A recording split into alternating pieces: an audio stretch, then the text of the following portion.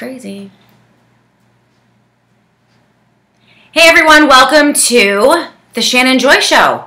We did it. We did it. We're broadcasting live from YouTube, okay? So this is how it's working. For those of you who don't know me, I'm Shannon Joy. I'm broadcasting from Rochester, New York, and this is our inaugural broadcast from theshannonjoy.com via YouTube. I want to welcome everyone who is watching on theshannonjoy.com today, and I want to welcome everyone who has supported the program over the past couple days. For those of you who know who I am, I'm the girl who got fired from her radio station, or flagship station. Not really fired, but basically a termination of the contract for reasons unbeknownst to me. But that was last week, and this is this week. And we are going to begin to build this show without skipping a beat from theshannonjoy.com. So if you guys are out there, you're watching the show, please share this with your friends, share this with everyone you know. This is where we're going to be setting up for the next couple weeks.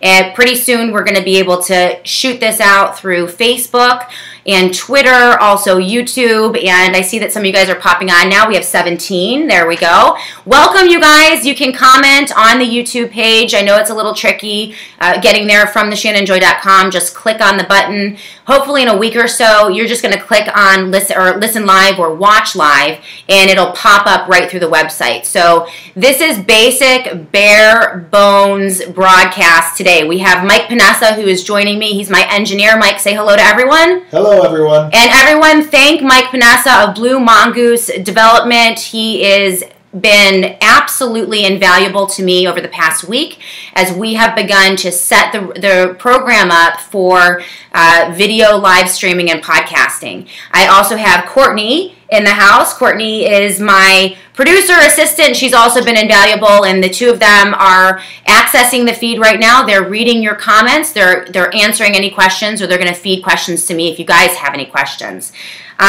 You can find me at theshannonjoy.com, obviously my website, but also you can email me if you have questions, comments, issues, Shannon at shannonjoymedia.com. You can find me on Facebook at Shannon Joy or The Shannon Joy Show on Facebook. You can also find me on Twitter. My handle is at theshannonjoy.com. So we are beginning. This is the very first inaugural broadcast of The Shannon Joy Show from YouTube via theshannonjoy.com, and I want to welcome all of you who are here today.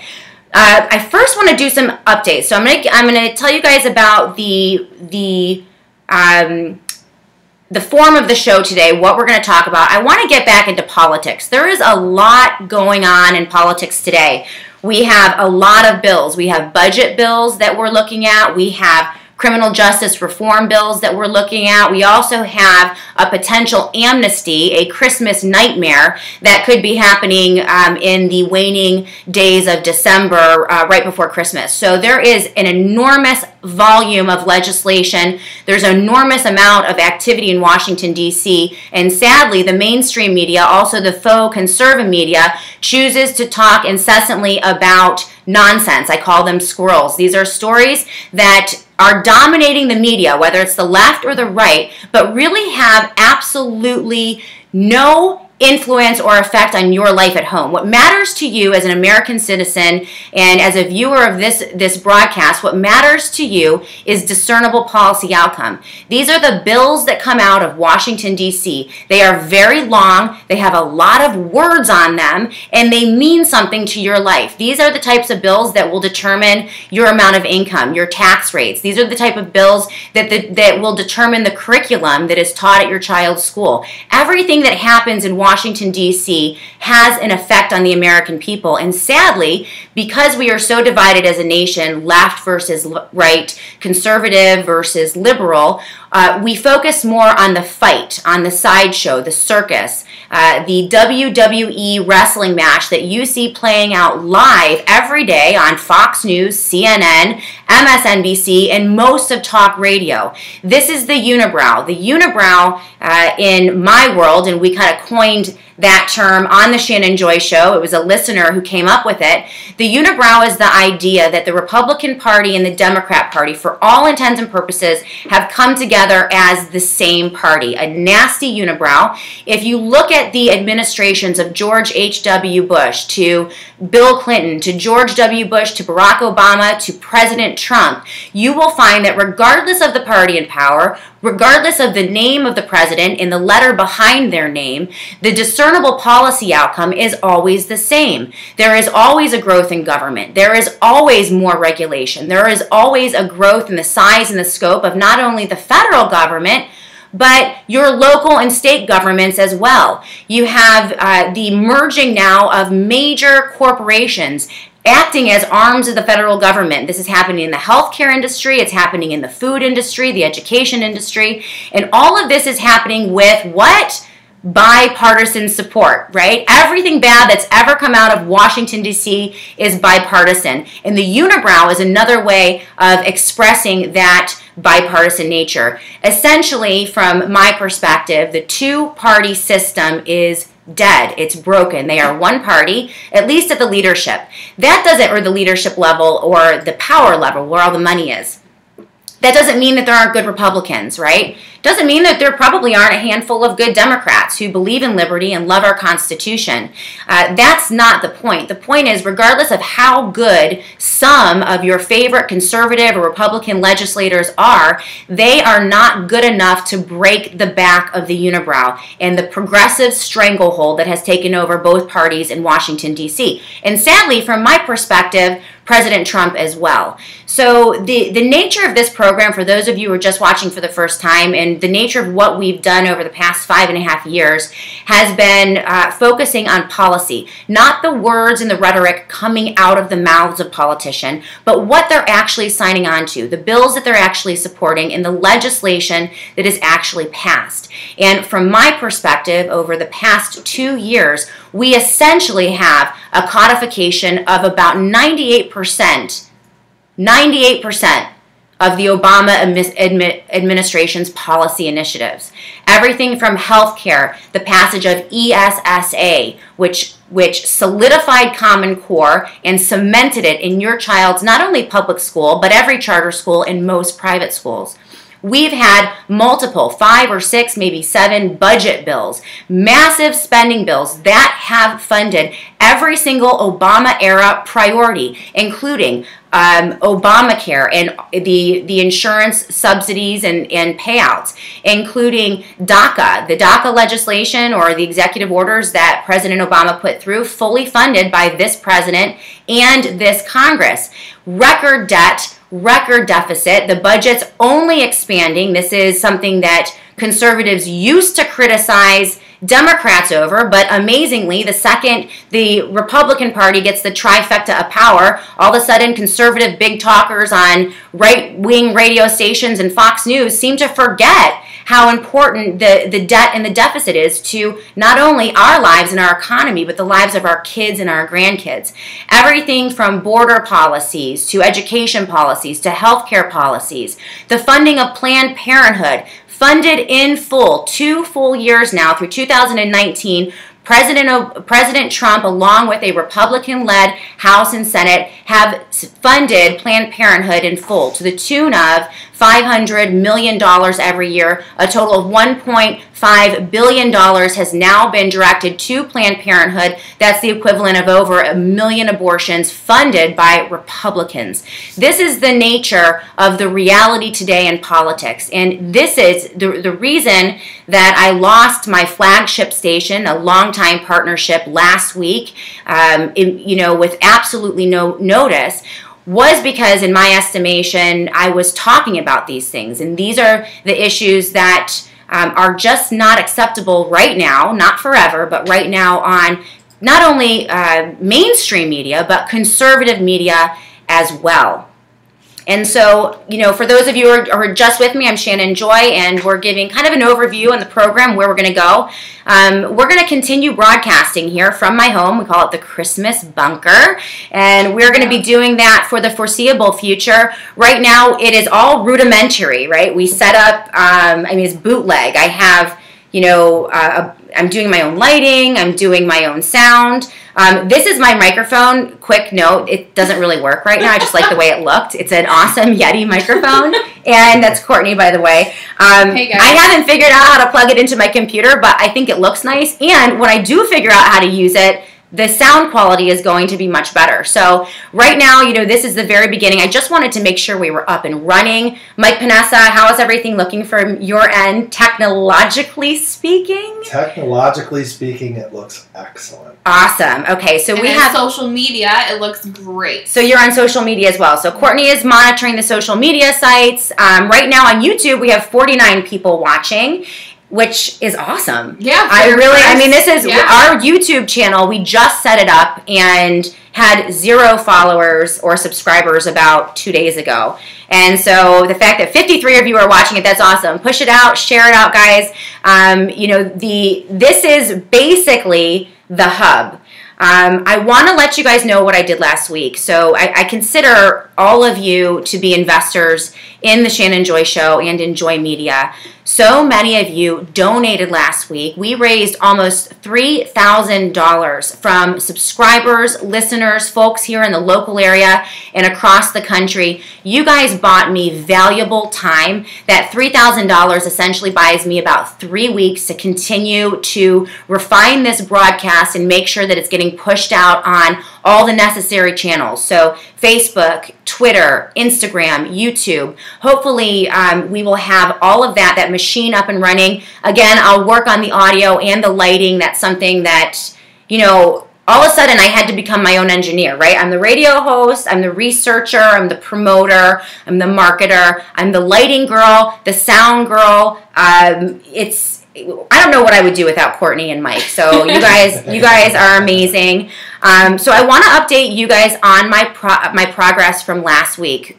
For those of you who have helped me buy some time to keep the show going after getting abruptly terminated last week from my flagship broadcast partner, I made an enormous amount of headway. I know all of you want to hear about my meeting with Glenn Beck. I'm going to fill you in on that. I'll give you all of the details, including how I spilled my wine all over Stu, which was quite embarrassing. Shannon. I know, but I was a little nervous. I'll tell you guys all about that. We just got back from Tampa, Florida a day ago. It was a whirlwind trip. We traveled for 24 hours. Myself and Laura Jean, who was one of my original momentators, and so I'll fill you guys in on my conversation with Glenn Beck, and I'll let you guys. We're going to talk a little bit about the merger between CRTV and the Blaze. There are going to be some important implications regarding that. I also want to tell you about some of the conversations I've had with a major national syndicator who has looked at this radio program. They looked at what we built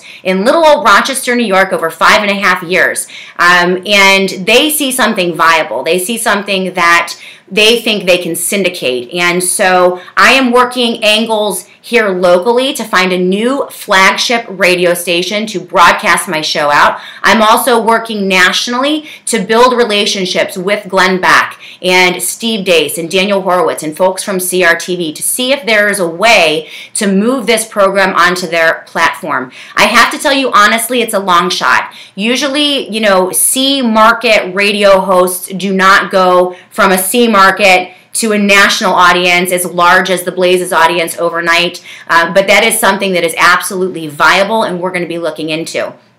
So let's go into kind of what we did last week. And then on the rest of the show, we're going to talk to you about some of the legislation that is coming down the pike. We're also going to talk about, like I said, the merger between CRTV and the Blaze and what I have called a crisis in conservative media. That I'll give you guys some information and access to a podcast that I did just a few weeks ago that you guys can listen to on that very topic where we go in depth. But I also want to share with you guys some of my best sources. So later in the program, I'm going to dish with all of you. A lot of radio hosts and media people like to keep their sources really close and really quiet, and they don't want to divulge them to anyone because they're really good. And God forbid anyone could go out and get information on their own about what's happening in politics today. I'm not that way. I want each and every one of you empowered. I want you guys to get the best information that you can possibly get. And if I can help you do that, I'm going to. And so towards the end of the program, I'm going to let you know everything from education to foreign policy, domestic policy, healthcare, economics, immigration, the border, the people that I trust, the news outlets that I trust to deliver the truth, even if it means bucking their own political faction, even if it means potentially losing their jobs and their income. That's what we need right now. We are in trouble in this country. I know most of you share my angst about where the nation is going. We are sliding quickly into a progressive nightmare, and it's happening at the hands of Republicans, which is the most amazing thing. And so as we move through this week and next week and we kind of settle in, you guys will get to know me better and get to understand my perspective. I grew up as a conservative. I am a Christian. My faith comes first. And I launched my radio show 5.5 years ago. I do not follow political factions, politicians, organizations. I try to follow principles, and the principles that I believe in are the Judeo-Christian principles that built our country, those bedrock foundation principles that are found in our Judeo-Christian heritage. I believe in our Constitution. I believe in our Bill of Rights and our Declaration of Independence, and in my estimation, that's our only solution. The solution is not another political party. It is not electing more Republicans. The solution doesn't lie in supporting Donald Trump or supporting the Republicans. The solution lies in Americans realizing that they have the right to determine their own future. They have the right as citizens to rule themselves. And so the only answer is to deconstruct the power of the federal government and put it back in the hands of individuals, put it back in the hands of local governments and state governments. And at this point, there is not a single party that is pushing that mindset. And so, this is what we're going to look to do. Everything that we report on when it comes to politics is from that perspective. So last week, the number one goal, and I want to welcome everyone who's watching on YouTube, everyone who's watching on Facebook. I'm Shannon Joy. I'm joined by Mike Panessa, who is my producer. If you have any technical questions or anything you want to ask him, let me know, and we can ask him here live on the program. I also have Courtney, who is my producer, and she has been just invaluable to me. She has been answering all of your questions. If you guys have comments, you guys let me know if there are comments and feedback, because I can answer any of your questions live on the air. They're saying everything's loud and clear, looks good on your end. All right. They are, Jeff said he would love to have Radio Readies come back again. And I told him, that, don't worry, I did one today. Oh my gosh, I'm not Shannon, but I did one. And then they're also really eager to find out what happened in Tampa. Oh, well, you guys are going to have to wait till the end of the show. That's called a teaser. I am a professional radio host, and a good teaser, I'm going to make them wait till the end of the broadcast. I want to know. Right? First of all, I want to thank, last week, like most of you know, we were thrown off the air because of my contrarian political views about Donald Trump and the Republican Party. From a conservative perspective, by the way, it's not as if I'm a progressive liberal. The problem that I have with Donald Trump and the Republican Party is that they don't act like conservatives. And they certainly don't act like Republicans, at least according to the Republican platform. And so this is hard to hear, and in my estimation, this is what got me got the show and the contract terminated last week.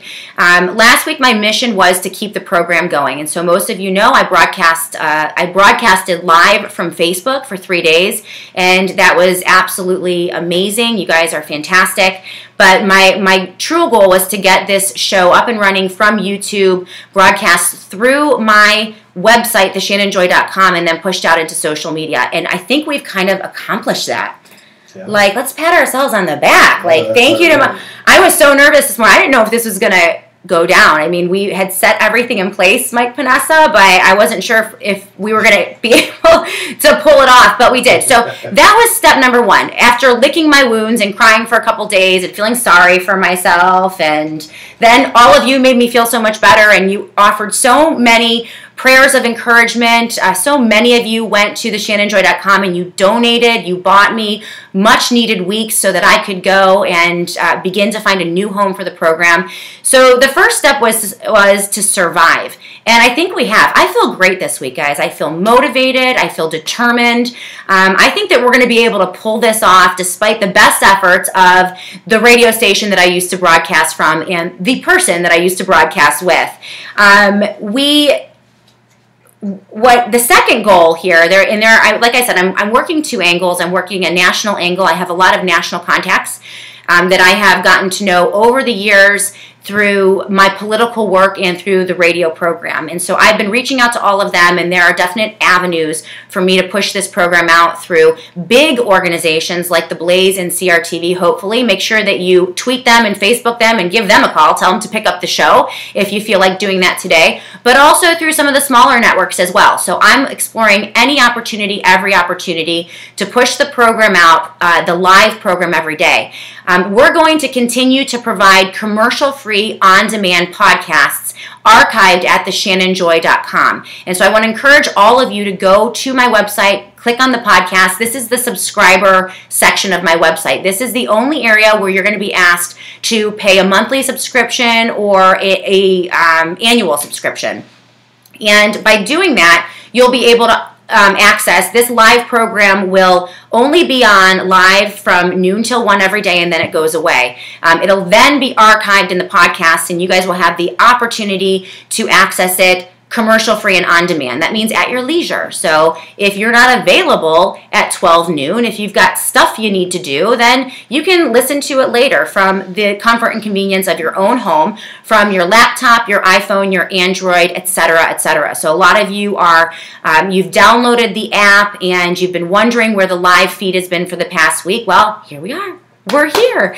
Thank you, Michael Panassa of Blue Mongoose. If anyone needs a website, an app developed, anything, make sure... Ask me, email me at shannon@shannonjoymedia.com, and I'll pass on Mike's contact information for you guys. So we are working the national angles.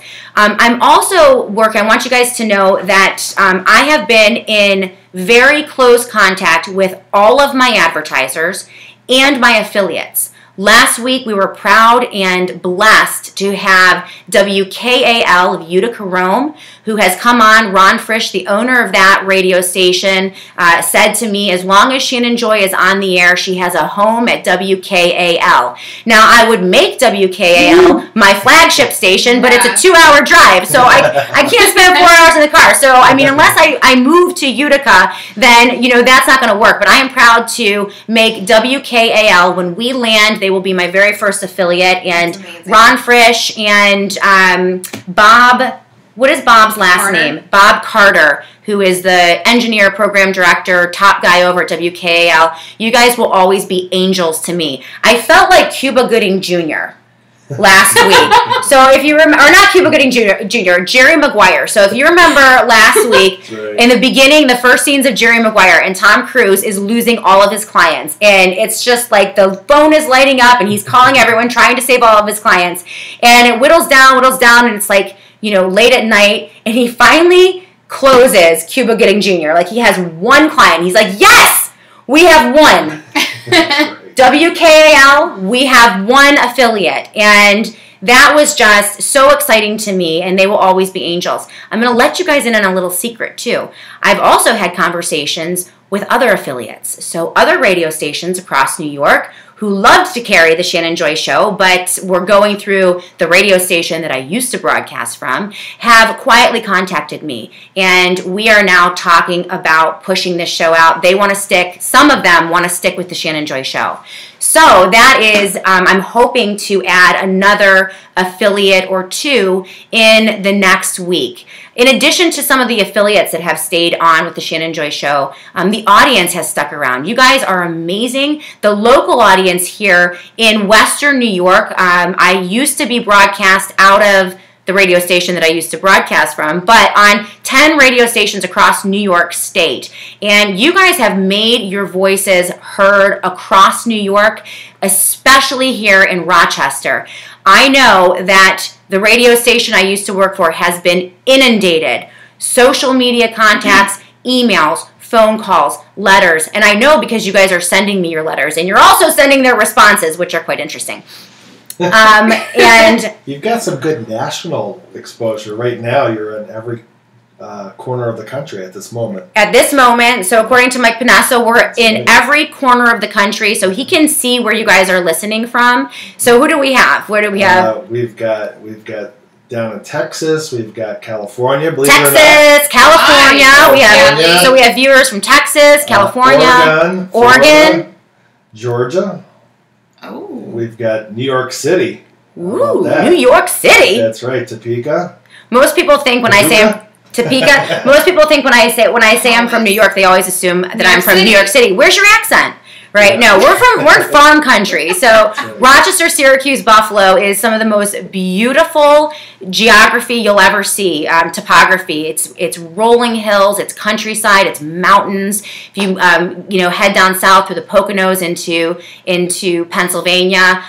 The Finger Lakes are stunning and just absolutely gorgeous. Some of the most beautiful landscapes you'll see anywhere in the world, and that's where we live. And so it's very different than New York City. One of the reasons I can spot the progressives and the Unibrow and a lot of their shenanigans at the national level is because we've seen it all here in New York. So goes New York State, so goes the rest of the nation. They try out all their crap here first. And what they've succeeded in doing in New York, if any of you are New Yorkers and you're watching, they have essentially neutered and destroyed the Republican Party. There is no Republican Party in New York State, and the remnants of what used to be a robust political party is now made up of progressive, essentially Democrats, and they're just ramming through anything and everything you can imagine, from massive gun control to massive tax increases, regulation beyond belief. And I'm a fighter, so I'm not going to leave New York. A lot of people get irritated and they move down somewhere else. No, I will suffer here until I die. So that's we're frontline warriors. I'm a hometown girl. I like roots. I like to walk into Wegmans, which is also a Rochester-grown corporation. One of the Wegmans, the best grocery store in the nation. But I like to go into Wegmans and run into my kindergarten teacher. That's just, I like that stuff. The furthest I ever got away from Rochester, New York was Syracuse, New York. And I couldn't stand it. I like to have people I know all around me. So I'm here forever. And, but it's good because I can witness what's going on in New York and apply that knowledge to what is happening nationally. And it gives me a leg up and it makes us ahead of the curve because we know their tactics, we know their techniques, and we know how the progressives work. So locally speaking, I was contacted last week, and I'm just giving you guys some updates. We're going to get into politics. Last week I was contacted by a major national syndicator, and they have looked at what we've built over the past 5.5 years. We went from, the Shannon Joy Show went from, first of all, me, a girl who's never been on the radio. It never occurred to me to start a radio show, but I was given the opportunity. Previously in my life, I was a account executive for radio stations, television stations, billboards. I sold anything and everything you can imagine in terms of messaging and advertising. I sold it. So I know the back of the house business. About 5.5 years ago, I was given the opportunity to go to the front of the house and to begin a political radio show. And the show is designed to take really complex national political issues, slap them down on the kitchen table and talk about them, put them in, frame them in a way that is understandable to regular people, and help people to begin to make decisions about politics on their own. And that was always the mission of the program. The program also really, I endeavored to stay away from political factions and parties. Like I said, I'm a registered Republican. I grew up in a conservative Christian household. I learned politics from Rush Limbaugh. I learned manners from Dr. Laura Schlesinger, and I learned the Constitution from Mark Levin. So I am as conservative as it gets, but I have seen the older I get, I'm now in my early 40s, the further we move into the 21st century, the closer the two political parties are getting, and it's not getting better. We're not fixing it. So we need new voices, and that was really the mission of the show. We went from about $38,000 in annual advertising revenue to over $130,000 this year in about 5.5 years on a little C radio station in Rochester, New York. We went from one affiliate, one radio station, to 10 in 5.5 years, and we grew the ratings and the audience of that program exponentially. So when I talked to this national syndicator, he was aware of everything that we had done in this market, and he told me that this is a viable business model. This is a viable model. This is the type of program that they're looking for. Most radio hosts have an enormous amount of talent, and they can talk, they can speak eloquently, and they might be really smart, but they don't have the proven business model, the proven revenue model. And it's what we built, all of those aspects, piggybacking not only on the radio show, but I also really built a robust and powerful social media network. We're small but mighty, and that's what I say all the time. We don't have the highest numbers, but I'm connected to political movers and shakers across the country. And these are the influencers across the nation that are getting things done. And this is one of the reasons we were at the tip of the spear when we beat back the fake Obamacare repeal bill. If you guys remember, 2 years ago in June of 2000, and I think it was 17 or 16, it was June of 2017. The Republican scoundrels, and unfortunately President Trump as well, tried to sneak through a fake repeal bill, and they called it, they tried to tell the American people that it was going to repeal Obamacare when in fact it kept 98% of Obamacare intact fully, and that was according to Daniel Horowitz of Conservative Review, who is an American treasure.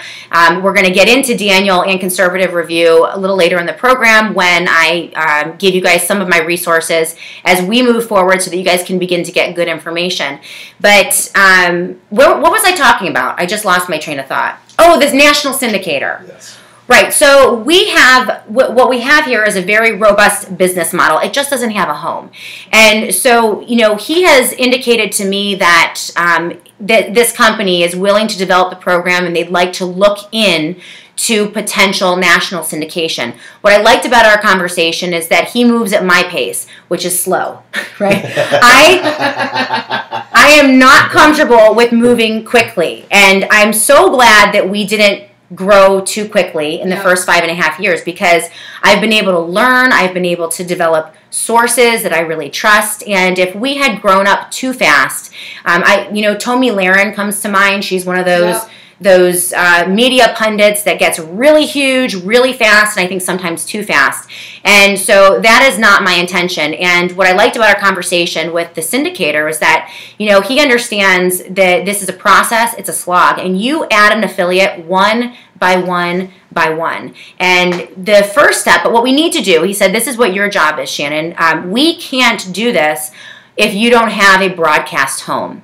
And so the second thing that I'm working on is to take this radio program and move it to a local radio station here in Rochester, New York. We need to find a home for this audience, for all of you here locally, but also my advertisers, who, by the way, are sticking with me 100% too. So I've talked to every advertiser, and I am getting commitments. I'm beginning to get commitments from all of them to hold on to their budgets for 2019 while we figure out where to put this radio program.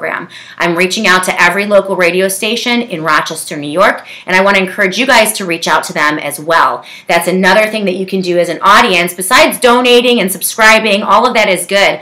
But, if you make phone calls to some of the big news talk stations here in Rochester, New York, or even any of the FM stations here in Rochester, according to this company, it doesn't matter if it's FM, AM at 12 noon or 7 p.m. at night or 9 p.m. at night. All we need is a flagship. That's all we need. And I need a home for my advertisers, because my advertisers constitute the bulk of my income, right? So this was the business model, how we built it out of the radio station I used to work for. And now we simply want to take that operation and move it to another radio station. It's incredibly complicated, guys, and there are a million moving parts. I'm going to have to renegotiate all of my annual deals. I'm going to have to look at the new station, the demographics, and match them up to my advertisers and the audience. And so it's a full-time job in and of itself, but I want to let you guys know that I'm working on that. And the reason I'm filling you in on everything I'm doing, guys, is because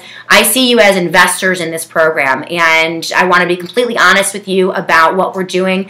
I am still not 100% sure that it's going to work, but we're doing the best we can. My goal is to be as listener supported as I possibly can. That's the number one goal. So go on to theshannonjoy.com and subscribe to the app, subscribe to the on-demand podcast. It's $2.99 a month, and if I can build up the listener support, then that's going to be the hub of everything. It's not going to matter what local station I go to, or if I get picked up by the Blaze or I don't get picked up by the Blaze. Even if those relationships were to fall apart in future years, we would always have our mothership, right? We would always have the shannonjoy.com as our mothership where we can find each other again. That is where you find true strength, and that is what gives me the ability to tell you the absolute truth from my perspective every day. If you are working for a radio station, if you are working for a syndication company, if you're working for the Blaze or CRTV, you have a whole host of bosses that have input into what you talk about on your program every day. And that's just the reality. And this is something that radio hosts have always had to struggle with. It's something that I struggled with when I was over at the radio station I used to broadcast from.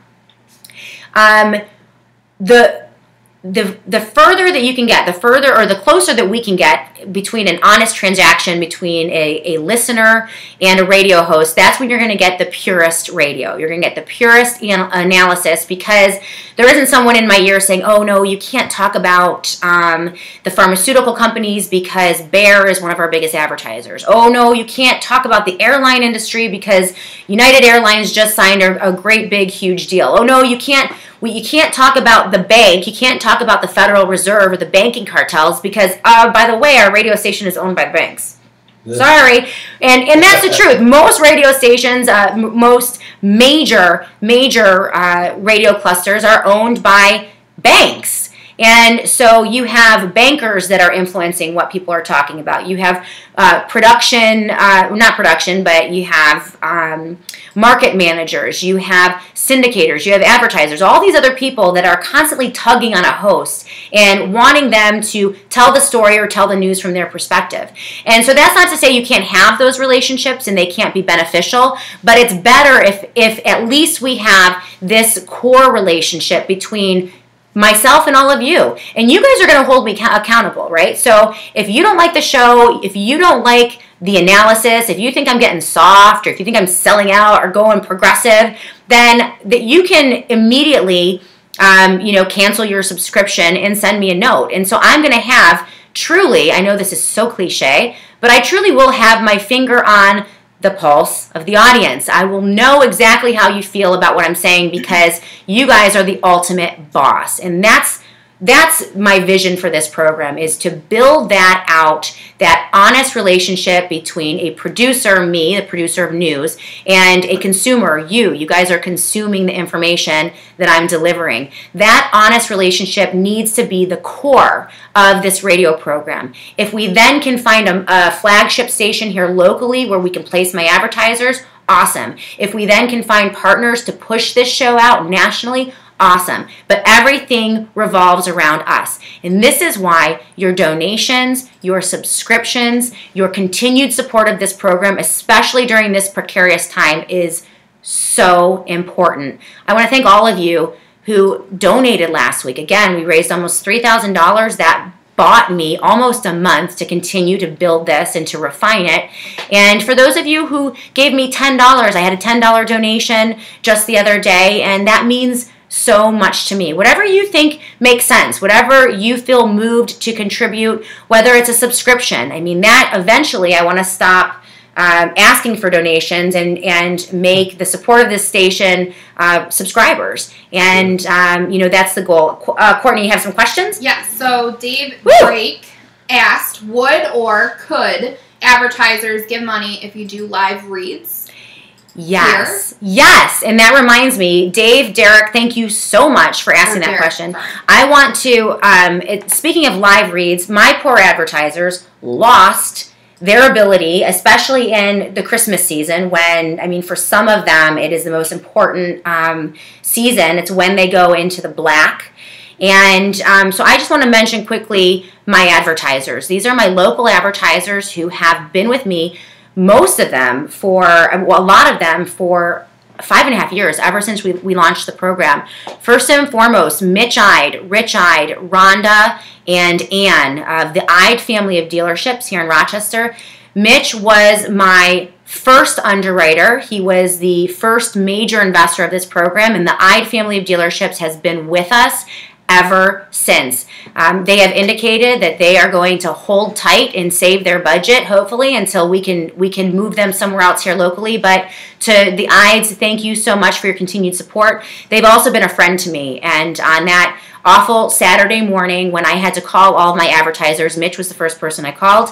I was bawling and crying. It was embarrassing, humiliating to have to bring him that news. But all that I have gotten from the Ides is an enormous amount of support. So buy your car from the Ides, please. If you're gonna buy a car, go to the Ides. If you're here local in Rochester. Don Polano of PCM and Associates was my second. An amazing man. He manages all of my finances. We do our Roth IRAs through Dom. PCM and Associates, he was my second underwriter in that first year. Again, one of the guys I called on Saturday morning, and again, with nothing but support, nothing but encouragement, and you know what, Shannon, we're with you, and when you find a home, we're going to be with you as well. So Don Polano of PCM and Associates. Diane Miller, the marketing director over at Advantage Federal Credit Union, was my third underwriter. Diane is a longtime friend. She's one of my best friends and colleagues. I worked with her in radio way back when at Entercom stations here in Rochester. And Diane was in the Advantage Federal Credit Union. They were my third underwriters in that first year. In addition, some of the advertisers that came on shortly after who are still with me, Rochester Personal Defense and Dave Jenkins, who has been with this program for so many years. Everything that you need to know about personal defense and safety, firearms, firearm training, safeinrochester.com is his website. So Dave Jenkins, thank you for sticking with me. One of my newer advertisers, well, let's go down the line, because if I don't go in order, then I'm going to forget. I'm going to forget someone. And I'm sorry if this is so boring. You guys just let me get through this. Just indulge me for like 2.5 more minutes. Dr. Liz Arthur at Hellendale Dermatology, and Trish, who is her media director over there. Amazing. Dr. Liz and I hosted a show together on like girly stuff. So makeup, hair, face, Botox fillers, lasers, because she owns a cosmetic dermatology business here in Rochester. And so we had so much fun with that program. I'm looking to move Looking Great with Dr. Liz to another radio station. They've also indicated that they'll be patient with me as well. The Finney School, the Goddard School, two amazing education institutions that my kids have attended. Finney is a private Christian school, and they've been wonderful as well. Jeff Schofield, one of my newer advertisers, and just such a good friend. Another one, Dr. Liz and Jeff, I also talked to on Saturday morning, again, like a blubbering fool. It was incredibly embarrassing, but they were so gracious and wonderful. And Jeff Schofield is the biggest realtor in Rochester, and so if you're going to buy or sell a house, go and see Jeff Schofield. Who else do we have? Who am I forgetting here? Because I know Gino Marcello from Sleep City. Gino Marcello is one of my newer advertisers. This is a really important season for Sleep City, and Gino, again, I had a conversation with him. When we move through the program, if I've forgotten anyone, then I'll mention them. So this was basically my commercial break. Yes. It was essentially a commercial break right there, and then we'll go back. Thank you guys for but please, if you're here local, even if you're from out of town and you want to call them and thank them, just Google them on, Google and give them a phone call. Let them know that you are so thankful that they have not only underwritten the program for 5.5 years, but that they have been, and a little birdie has told me, multiple little birdies have told me that the radio station that I used to work for and the person that I used to broadcast with is making phone calls to all of my advertisers and trying to get them to come on to that radio station. That's interesting. And at this point, I think that they've all politely declined, and I appreciate that. But if they want to continue to advertise, I wouldn't care as well. A lot of times they like to stay out of kind of the fray, and I want to stay out of the fray too myself. I've had enough drama. I've had enough drama for the past couple weeks. Well, I mean, yeah. Really, the past week has been crazy. So Glenn Beck, should we talk about Glenn? You guys are interested they all really want to know. So this is gonna dovetail with one of the news items of the day, and it's important. It's the merger of The Blaze and CRTV. So this is the coming together of Mark Levin, who runs CRTV, and Glenn Beck, who runs The Blaze. And this merger you could have predicted this just about a month ago. Steve Dace entered into an agreement, into a new partnership for The Blaze and CRTV to carry his show. And, I think that might have been the beginning of, I would assume that this has been in the works for quite some time. I had an opportunity to go down and meet Glenn Beck. His Addicted to Outrage tour was in Tampa, Florida this past week. And about a month ago, I had a listener from Florida. Her name is Molly. I was able to meet her husband, who is amazing, this past weekend in Tampa, Florida. But Molly sent me an email and said, I have purchased these VIP tickets for Addicted to Outrage. They were incredibly expensive tickets that I never would have been able to afford. And she sent me this email saying, the Lord has led me, I think, to gift these tickets to you. She said, I feel like I'd love to meet Glenn Beck, but I feel like you need to meet him, and that the two of you could benefit from that meeting. So I just about fell off my chair when I saw that, and wasn't planning on going down to Tampa, but when someone hands me an opportunity to do a very intimate meet and greet, I decided to take that opportunity. And the mission was to go down and to pitch my radio program, to say, hey, look what I got. I'm on 10 stations. We have all that, we have this great model. I didn't think that I was going to have to go down to Tampa and tell them that, I have a radio show without a home and we just got canned last Saturday. So I had to change the pitch a little bit, right? Because it was essentially going to be an elevator pitch. And, I have a lot of contacts who know Glenn very well. His sister-in-law lives right here in Rochester, New York, and she's a good friend of mine. And she prepped me on what to say and whether or not, what to look for in terms of a successful meeting. And she said to me, listen, you're going to have just a couple minutes. You have to be very concise, and you have to speak slowly. Don't dump it all on him at once. She said if he's interested in what you had to say, he will then move you along to one of his associates and ask you to give them his contact or your contact information. And she said that's going to be your big win if you're able to do that. And I also talked with Steve Dace, who graciously allowed me to drop his name and let him know that I've been on The Blaze. I've been on CRTV as a panel guest with the Steve Dace Show for many, many months now, almost a year. I also filled in for Steve Dace nationally on his radio program. It was a 3-hour program, 2 days over Christmas and a couple years ago. And so Steve was wonderful. He gave me some advice. So I went into the meeting somewhat warm. I wasn't going to go in cold and just try to hawk the program. But it really was a mission. I mean, we were down there. We were down there with a purpose. Laura Jean, one of my original momentators, came with me. We flew out I think we left here at 3:30 in the morning.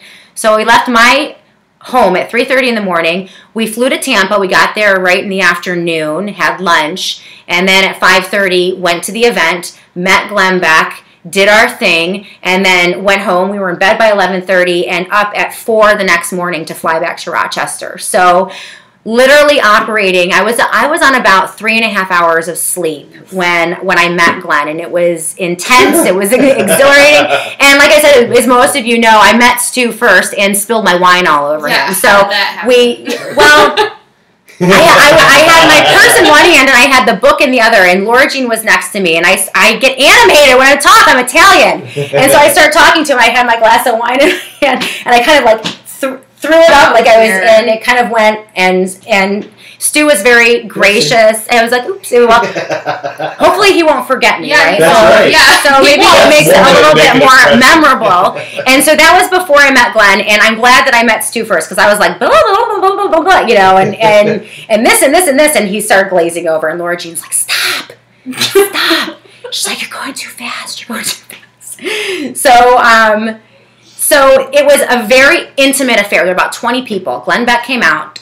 Glenn is amazing. He is exactly the same in real life as he is on the radio. He is warm. He's engaging. He looks you in the eye. He doesn't have, everything about him is exactly the same as you see on the TV show and also on the radio show.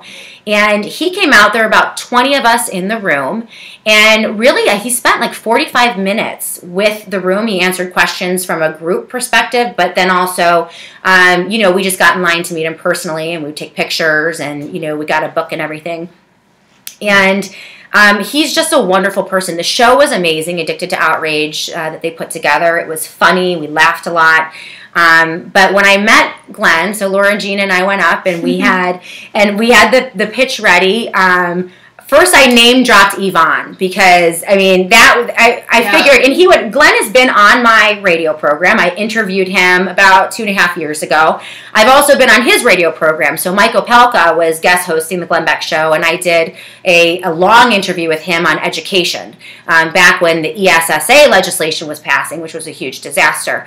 I've also been featured on The Blaze. I've been featured on GlennBeck.com as an education expert and some of the work that we've done with Common Core and Fed Ed. And so there was a lot of there are a lot of connections, in addition to the fact that I'm on the Blaze TV almost every other week as part of a panel on the Steve Day Show.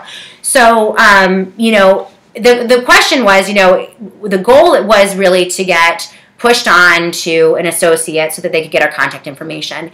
And so we went up to Glenn and told him the story, basically said, we lost the show a week ago. I don't know what to, but explain that I knew the connections. He's been down that road himself. Yes. And Laura Jean was sweet too. She went first, and Laura Jean was like, basically, you changed my life. Laura Jean was a raging liberal for years. Oh, I always forget about that. And she thought her husband was a conservative, and she always thought he was crazy, but somehow she stumbled on Glenn Beck. And everything that Beck said made sense to her. Now she is a conservative warrior. She was part of the 9/12 Project. She started a Patriot camp in Rochester, and so she talked to Glenn first, and then I came in and basically just told him the story in a very sincere way. I slowed down because I tend to talk too fast, and he said, "Oh my gosh, you have to listen to my show on Monday." He's like, listen to the show on Monday, first thing in the morning. And today was the announcement of the merger between CRTV and The Blaze.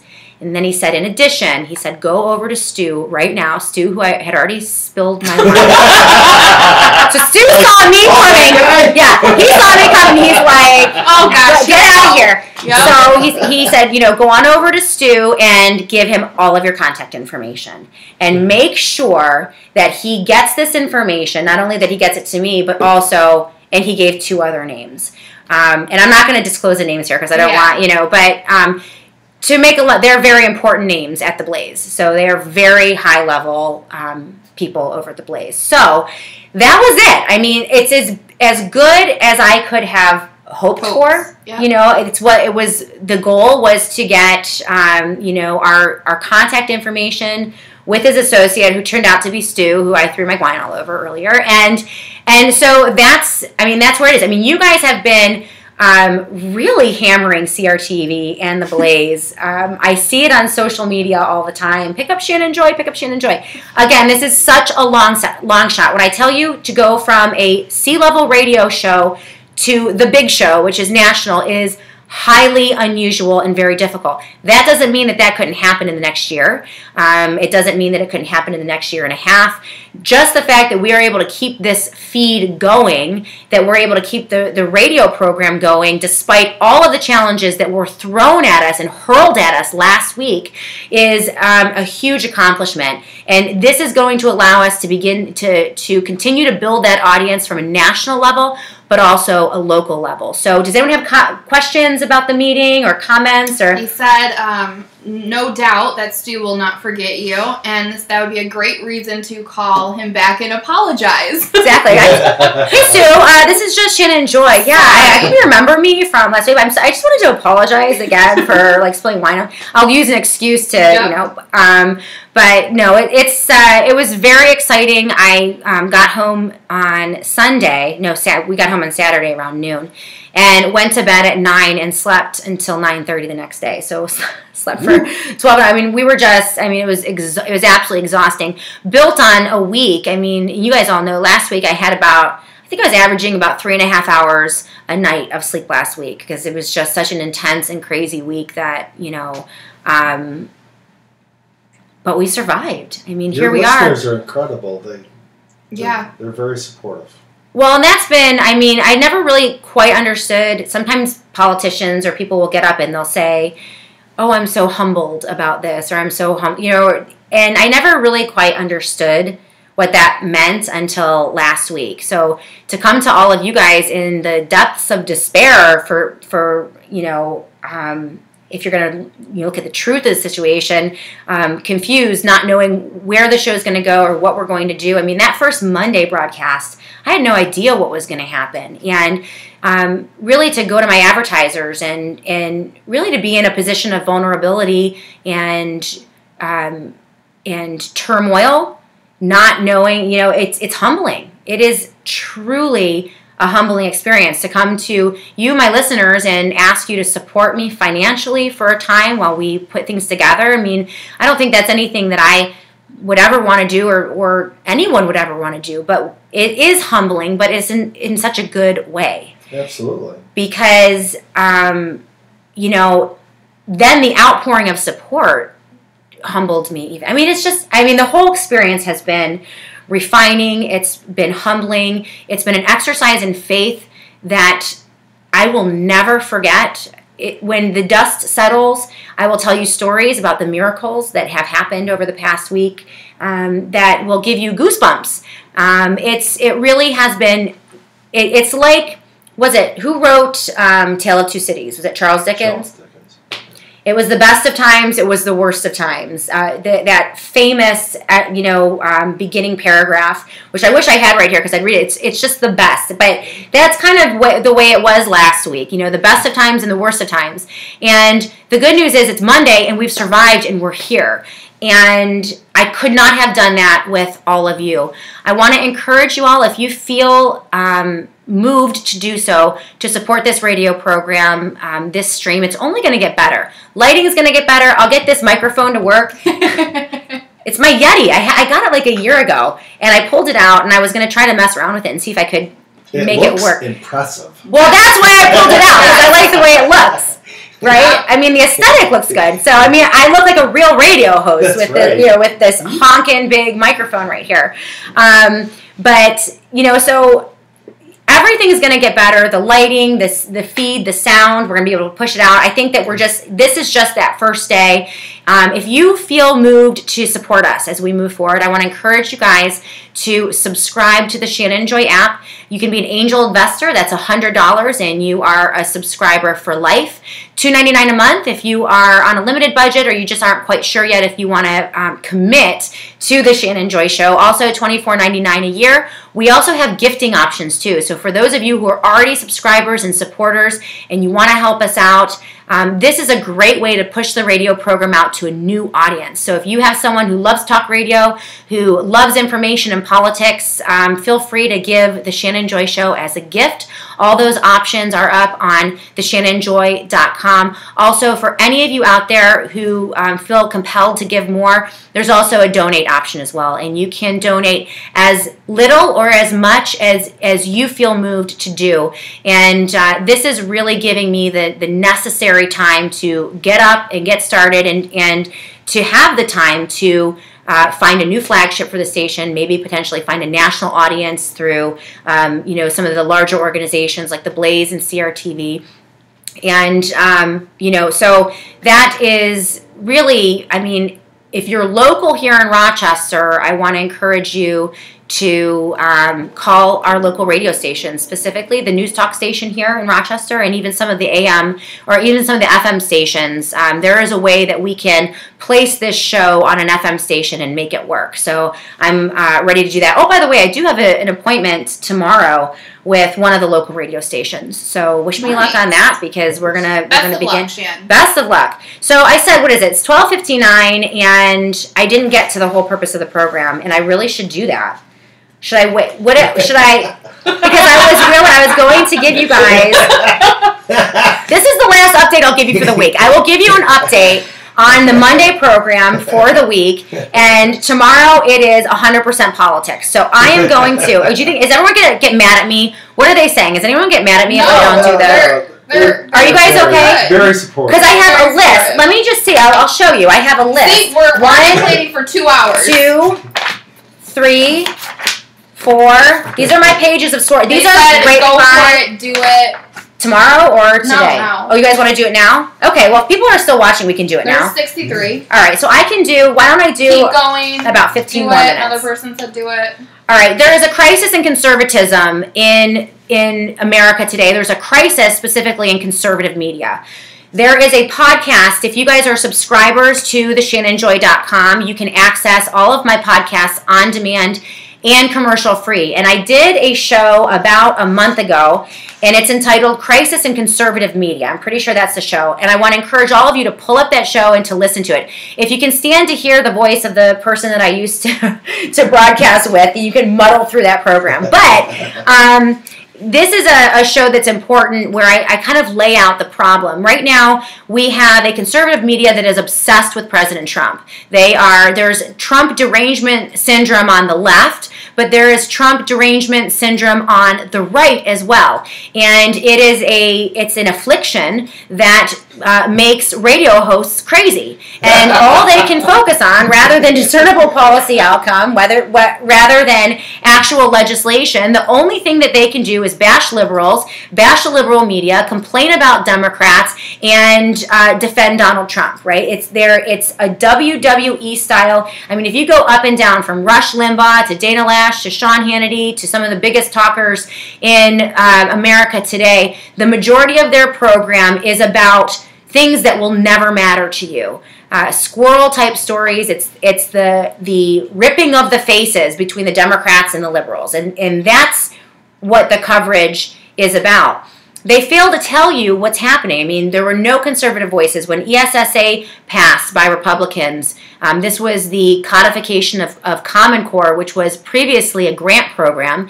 ESSA took that grant program from Obama that everyone hated when Obama was in office and turned it into federal legislation, and that was Republicans who did that. When that happened, you didn't hear anything from the big talkers in conservative media.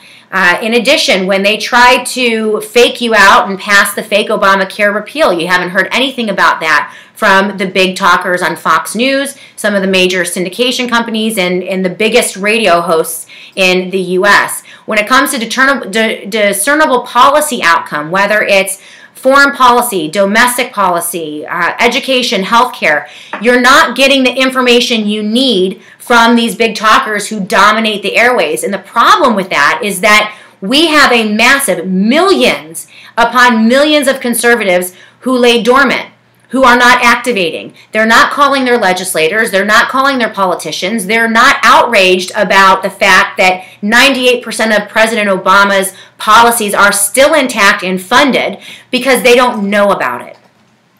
That's the crisis in conservative media.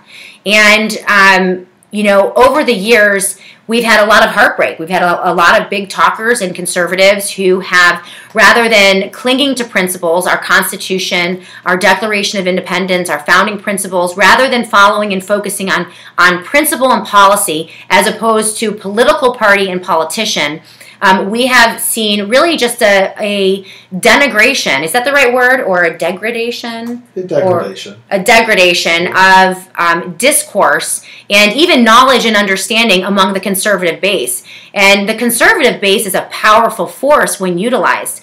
The problem is the big talkers are distracting you from things that really matter to you. They won't talk about the fact that Planned Parenthood is still funded in full. I mean, this is one of the linchpin conservative policy issues, social issues. And most conservatives that I talk to actually think that Donald Trump defunded Planned Parenthood. So that's the reality. Most conservatives think that Donald Trump suspended the subsidies to the big insurance cartels. That's not true. There is so much that has happened. I mean, the discussion about tariffs, which are taxes, you're not hearing some of the staunchest opponents to tariff taxes, which is what I call them. Larry Kudlow. Is it Larry? No, who is Donald Trump's new economic advisor? It's Larry Kudlow, right? That was wasn't that the fellow from MSNBC or? No. Larry Kudlow if you guys can remind me, I've done a bunch of shows on, but this is the guy who got on Fox Business and railed against tariffs for years and years and years, and the Trump administration brought him in and essentially neutered him. Now he loves tariffs, and this is what's happening. It is a phenomenon where conservatives go up against Donald Trump. And rather than conservatism winning, Donald Trump is morphing and changing conservatives into big government, big spending, debt and deficit spending, Planned Parenthood funding, Obamacare funding, open borders, advocates. That's what's happened to so many conservatives since Donald Trump. And so I wanted to, give you guys a comprehensive list today of some of the best thinkers, talkers, advocates. These are people who are on social media. Some of them are on The Blaze or on CRTV. The people that I rely on as sources. And if you have a pen and paper, get it out. You guys can write them down. Or if you're a subscriber to the Shannon Joy Show, you can go back and listen on the podcast. But two of the, so let me get my stuff here. As far as overall coverage, because really I'm staying away from Fox News. I'm staying away from 90% of the syndicated radio talkers on the radio today. It's Pocahontas, it's NFL Gate, it's the dumbest stories. We are going to spend, and, God bless, George H.W. Bush passed away this past weekend, and, I feel for his family. I'm sure they are heartbroken over this, losing both parents, and it's very sad. Our hearts and our prayers are with them, but we are going to be treated to thousands upon thousands of hours of coverage about George H.W. Bush, and the left is going to use this opportunity to bash him, and the right is going to use this opportunity to hail him as one of the best presidents who ever lived. We're going to spend hours upon hours fighting over. Someone from the left is going to say something mean, and then someone from the right is going to respond, and we're going to spend hours and hours talking about that, and it's going to be messy and awful. Meanwhile, they're postponing budget votes because of the passing of George H.W. Bush, because apparently you can't legislate and have a funeral in Washington, D.C. at the same time. That's impossible. Go figure. But so they're going to push this budget vote back, which is going to push it ever closer to Christmas, which means we're going to get a nightmare. We're going to get a Christmas nightmare, because the closer you get to the shutdown of the budget, the worse the deal the Republicans are going to cut. Yep. And so this is all because of the passing of George H.W. Bush. Listen, I'm sure that President Bush was a very nice man. He had an extraordinary life. He had an amazing family. He built an amazing family. But quite frankly, I disagree with about everything legislatively that he has ever done in his entire life, including what his son has done, and also the Bush Family Foundation, who were wholly responsible, or at least partially responsible, for the Common Core nightmare that we are facing today. So, rather than using the passing of a politician to to play into some political fist fight between the left and the right. To me, the appropriate response is to say, he had an extraordinary life. He was probably a good man. Our prayers are with the family, and then let's move on. Yeah, there's nothing to be gained. There's nothing to be gained. Why else should we be discussing this?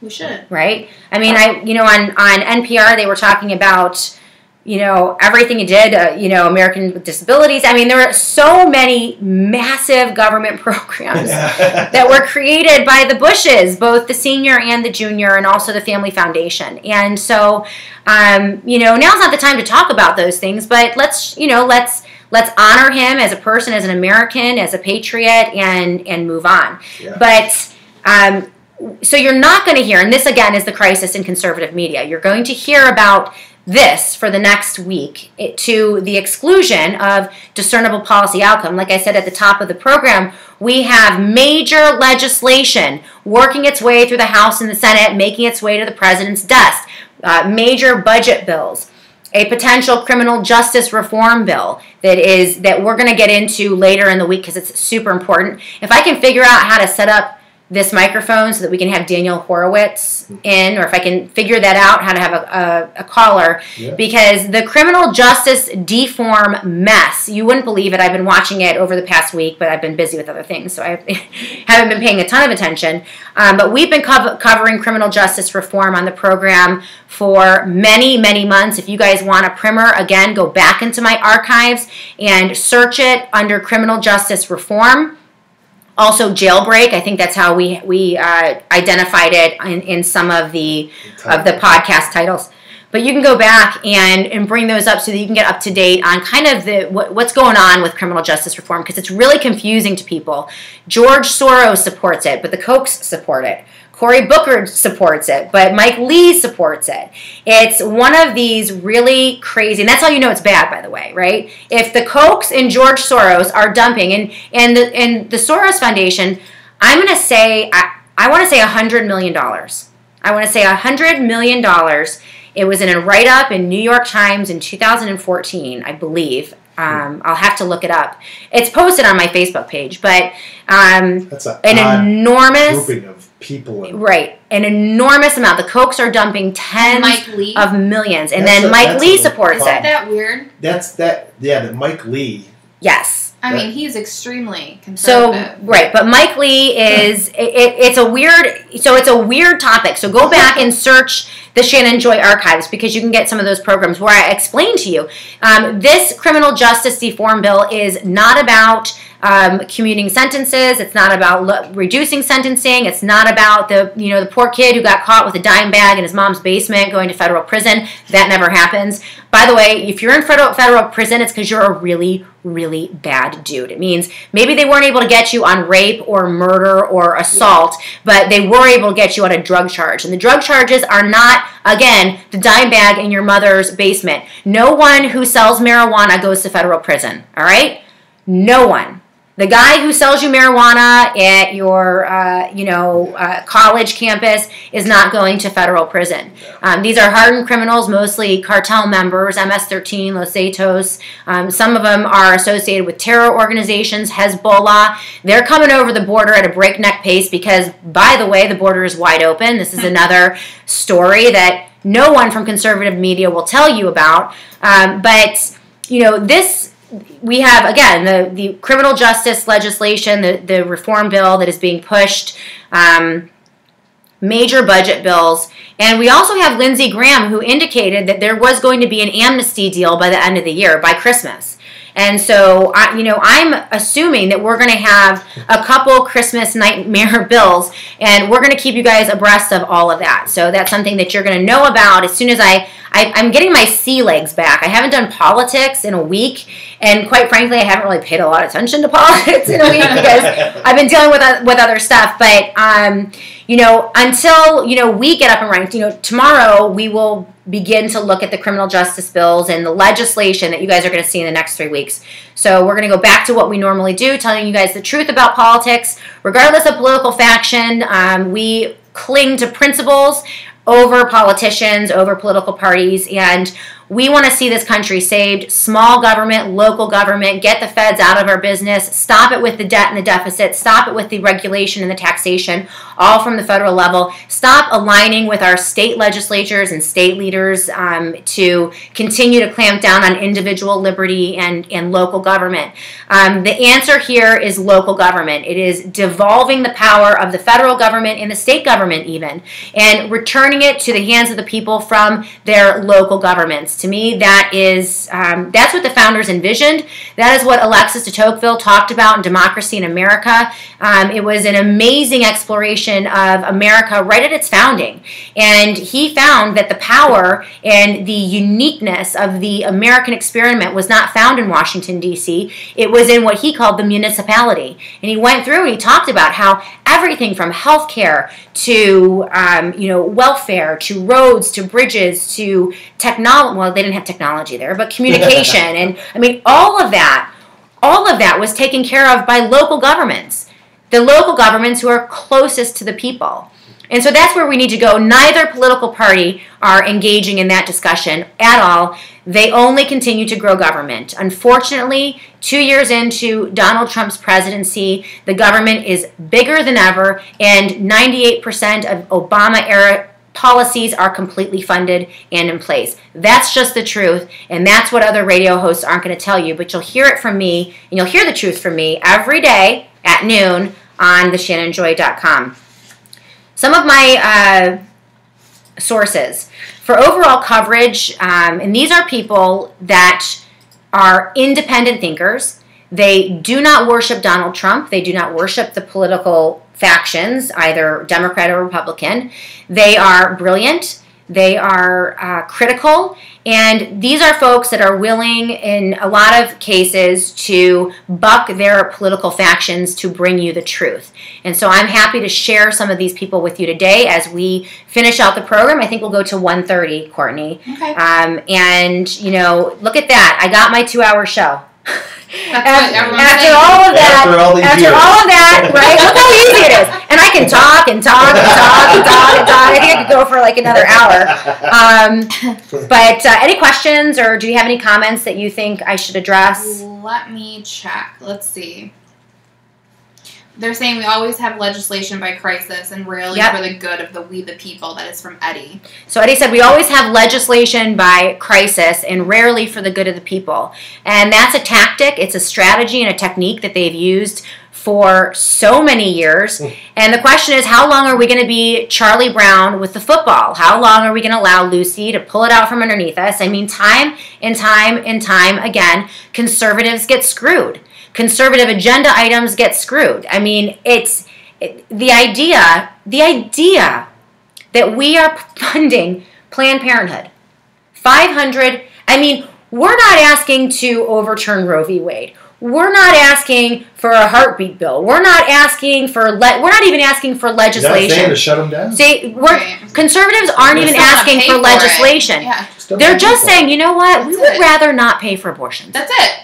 That's it. We would rather not fund abortions, and so why don't we, why don't we take that $500 million from Planned Parenthood and maybe divert it to women's health clinics that don't do abortion? I mean, there are a million things that they could do. There are a million ways that you could take this issue. You could package it. You can push it out. That would be reasonable to everyone. Yes, Planned Parenthood would have a meltdown. Or you could not take their money in the first place. I mean, but amazingly, here we are 2 years in, and this is a reality check. And there are so many: Right to Life, National Right to Life, March for Life, Susan B. Anthony List, and I'm sorry to say, Live Action, Lila Rose. None of these organizations have been willing to tell their audiences the truth about the Republican complicity in terms of funding Planned Parenthood. And that was a major wake-up call for me. You guys were with me on the radio program when we went deep into detail on some of this stuff. But it's something that has to be addressed. That's why we need more voices we need more voices who are not afraid to challenge Donald Trump, who are not afraid to challenge the Republican Party as constituted today. And I'm sorry, Donald Trump is the Republican Party. And the Republican Party is Donald Trump. They're one and the same. And we have a discernible policy outcome from 2 years of the trifecta of power. right? And the discernible policy outcome is essentially nothing has changed. And as long as we have big talkers and conservatives who aren't willing to say that, or at least say that a little bit, then we're gonna continue to descend. And go ahead. So going back to the criminal reform bill, there was some confusion. Christian said, I heard that they were rewriting the bill, or did that not happen? Eddie said, okay, so that's Christian, what I heard as well. Yeah. So about the criminal justice reform bill, Christian said they're talking about rewriting it. This is because Mike Lee got caught with his pants down. So did Donald Trump and conservatives who've been pushing this bill. What we've been saying now for many, many months, that as many as 4,000 hardened criminals are going to be released early as a result of this bill. They spent months and months and months lying to the American people, saying that that's not the case. When you got in, and thank you to Tom Cotton for getting out there. And again, really, Mike Lee and Tom Cotton had a pretty robust Twitter battle when Mike Lee was saying, no, we're not releasing hardened criminals. And Tom Cotton was saying, yes, you are releasing hardened criminals. Look at Section 23A3 23B of page 72AB in the legislation, right? Because they have been saying time and time again that this is only for nonviolent, making people think this is about, again, the kid who is selling dime bags of marijuana out of his mother's basement. That's what they made you believe this was about. That's not what this is about. Daniel Horowitz does some of the best reporting. I encourage you to go to Conservative Review, pull up everything that you can that Daniel Horowitz has written about this criminal justice bill. Also, you can access all of my programs. But they're rewriting the bills because we were right. They're rewriting the bills because what we told you 3 weeks ago, 8 weeks ago, 2 months ago, 10 months ago is right because we tell the truth. And the provisions in this bill, this is why law enforcement was screaming about it. This is why you had the police officers' unions screaming about this. This is why you had Jeff Sessions' office come out when it passed in the summer of this year. Jeff Sessions and his office released a scathing 4-page letter, memorandum, absolutely eviscerating the First Step Act that came out of the House of Representatives. Everyone knows that this was a terrible bill, and the reason they're rewriting it is because we were right. Those provisions did exist. I don't trust them to rewrite it, by the way. So to me, the only answer here is to kill the bill. I'm not going. They're going to send you down a rabbit's hole of trying to figure out whether it was put back in or taken out, or put back in or taken out. Then it goes to the Senate, then it gets reconciled, then this and that. And it's like this magician show. It creates confusion. Yeah. And so for me, you know what? It's Christmas time. Why don't you shelve it to next year? Let's have a discussion about it. Let's start from the beginning. Let's take this bill and dump it in the trash. And if you want to address the kid who's selling dime bags out of his mother's basement, then go right ahead. In fact, why don't we just have a legalization bill for marijuana? If they want to reduce the sentencing, why are they doing it in this really sneaky, nasty way? Because these criminal justice bills are not about they're opposite of what they're telling you. Okay, Mike Lee said there are too many federal laws. There are too many. The federal government has too many laws. You commit 3 felonies a day. They're trying to pretend that this bill is about that. It is not about that. This bill reads like a Common Core bill. If you look at some of the template bills that came out of Utah, which we reported on 2.5 years ago on the radio program, this is supported by folks back George Soros, Grover Norquist. He did a huge presentation at CPAC in 2014 that I sat in. The goal here is to essentially create a federal police force, okay? In the same way that the Common Core Race to the Top legislation and ESSA took teachers and school boards, principals, administrators out of the business of education, replacing it with a top-down, federally mandated curriculum, assessment structure, and also data collection. Centralized power. Centralized power. This is going to bust up your local sheriff's department. That's the goal. This is one step. They operate in 10-year increments. They started planning this 5 or 6 years ago. The goal is to completely neuter your locally elected sheriff. That is the long goal of this legislation. They do it piece by piece, and they cobble together. And a lot of these politicians don't see the big picture there. They don't, they're not, and you have to, in order to understand this, you have to know about healthcare, education, even foreign policy. I mean, when you look at how they're trying to empower some of these larger trade organizations, these global trade organizations, the influence of the global banks. But, you know, in order to understand a lot of this, you need to know how they operate. And we learned how they operated when we went through and dissected Common Core, where it came from, the takeover of local education by the feds. It was a 100-year process that this happened, but really, in earnest, it was about 10 years ago. And this criminal justice reform is taking the exact same trajectory as what they did with Common Core, exactly the same. And so what they want is clear standards. They want every police department and every jurisdiction to have the same laws, the same sentencing, massive sentencing guidelines, all of it controlled from the federal government as opposed to the state or the local governments. And so, well, that was the opposite of what the author you spoke about, Alex de Tocqueville. Well, that's Alexis de Tocqueville. Alexis de Tocqueville. That is the exact opposite of what he observed about what is the strength. Yeah. Everyone in the Unibrow, whether it's Republican or Democrat, their goal is consolidation of power and bigger government. That's really, as long as it grows government, as long as it consolidates power, then they're going to be on it. If the individual is empowered, if the local government entities are empowered, then they're not going to be for it.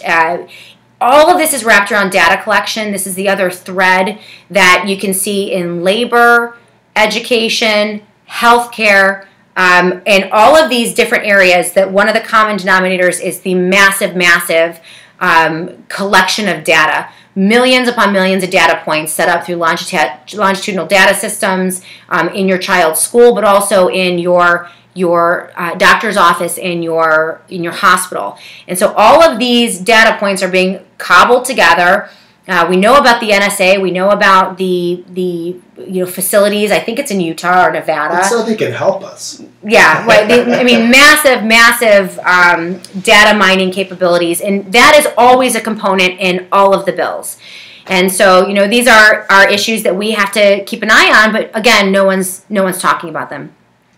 For overall coverage, we have about 5 more minutes left. I'm going to give you guys some of my best sources. Number one, Daniel Horowitz. You guys know I'm good friends with Daniel. He's been a wealth of information to our audience for the past 2.5 years. He's a senior editor over at Conservative Review, and specifically on the court systems, healthcare, and criminal justice reform, also immigration. He is unbelievable. This is a guy that he's brilliant. He can read through legislation at a wicked pace, and he's the one who's reading the bills and providing me with so much of the sourcing for so much of my commentary. So Daniel Horowitz. Steve Deace, he's on the CRTV and Blaze. He's also a syndicated radio host. He is another one who will criticize Trump when he needs to be criticized and also give you the truth from his perspective. I like Joe Walsh. He is a syndicated radio host. He is willing to really go to the mat with Donald Trump and the Republicans, and I appreciate him for that. You can find him I think he has a website. You can listen live online. Steve Noble also has a syndicated radio program down south, who I like. For online commentary and news, David Leach, the strident conservative, is amazing. He tells it like it is. He tells the truth. He also has a short radio soundbite component on Salem Network. So he is syndicated across the country as well. But David Leach is amazing, and you can find him at stridentconservative.com.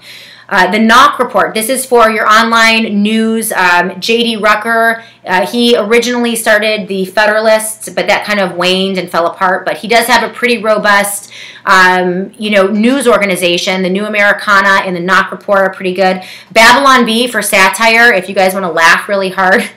It is, from a Christian perspective, it's one of the funniest sites. And And they're one of the best sites for really putting into focus the Unibrow and the fact that there's just not a dime's worth of difference between the Republicans and the Democrats. They also call out the Christian right, who has irritated me beyond belief over the past couple years.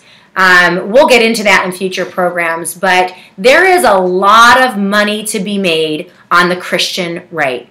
And unfortunately, there have been outlets and leaders who have just completely submitted to the narrative of the day, really exposing themselves as hypocrites in so many ways when it comes to their support of Donald Trump. So the Babylon Bee is excellent, and they do a really good job of making fun of the Christian right. I am a born-again Christian, and so it doesn't give me any pleasure that this has happened, that so many Christian entities, evangelical entities have been corrupted, but it is the truth. And so Matt Walsh is great. He's a Catholic. I think he's featured at the Daily Wire.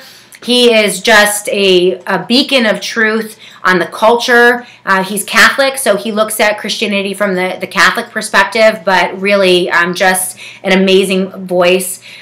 Phil Williams and Lita Whitener on Facebook are also great sources. Phil Williams is just getting better and better and better. He broadcasts from Facebook, and I always look forward to his commentary. From foreign policy, I like Jordan Schnackdel. He is with Conservative Review. You can find him on Twitter. And there are some really interesting discussions between Daniel Horowitz and Jordan Schnackdel. They do Foreign Policy Fridays on Daniel's podcast, The Conservative Conscience. And so if you go to Conservative Review, you can find both of them. But Foreign Policy Fridays, really interesting discussions, and they'll give you a unique insight into foreign policy. On the economy, right? If you listen to conservative talk radio or Donald Trump, we have the best economy in the history of the world. No nation ever in the history of the world has ever had a better economy than we do right now. Forget the fact that we have an enormous amount in debt and deficit. Forget the fact that we have inflation coming down the pike. The tariffixation is inflicting an enormous amount of pain on small to medium-sized businesses and farmers across the country. Anyone who uses steel or aluminum is hurting right now because of those tariffixes. So you are really, Fox Business, you're not really getting great economic news. It's basically political economic news, and the news is that Donald Trump is the most brilliant person ever, and the economy is look at the stock market, it's doing so well. Meanwhile, the stock market has been steadily declining now for 6 weeks, every single day. And again, if you guys want to go back into my podcasts and look at some of the archives, we've done an enormous amount of research on the economy, and it is not as rosy as the conservative talkers are telling you. It's not as rosy as Donald Trump is telling you. In fact, I think that we are moving into some dangerous economic times. John O'Donnell was on my program. I had him on twice, or was it once or twice in the past week, and he's amazing. Listen to those two podcasts. I had them, they're on the podcast archives at theshannonjoy.com. My interview with John O'Donnell, he's with the Online Trading Academy. They're excellent. They are from the Austrian School of Economic Thought. Also, Mises.org is an excellent resource for information on the economy. Jesse Colombo is online. He's at the Bubble, that's his Twitter handle, and he's been talking about the bubble that we have, not just in real estate, but there are bubbles upon bubbles upon bubbles upon bubbles in the stock market today. And so anyone who is sane, who has a clear head and is thinking straight, who hasn't descended into Trump derangement syndrome on the right or the left, understands that our economy essentially has not changed since President Trump came into office. There really isn't a lot of discernible policy difference. Or there really isn't even in terms of the data. You have the unemployment rate at record lows, but they're using the same analysis that they used during the Obama years. And remember, during the Obama years, everyone on the right was screaming because, well, you're not accounting for people who are underemployed or out of the workforce. Exactly. 100 million Americans are out of the workforce. In fact, there is a large percentage of able-bodied young men between the ages of 25 and 54 who aren't even looking for work right now. That number hasn't changed.